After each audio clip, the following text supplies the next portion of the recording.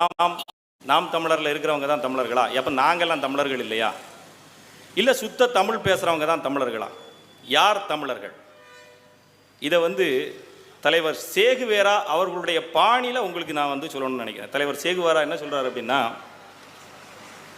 உலகின் ஏதோ ஒரு மூலையில் எங்கோ ஒருவனுக்கு ஒரு அநீதி நடக்கும் போது உன் இரத்தம் திளைக்கிறது என்றால் நீயும் என் சகோதரனே, நீயும் போராளியே அப்படின்னு சொல்றாரு.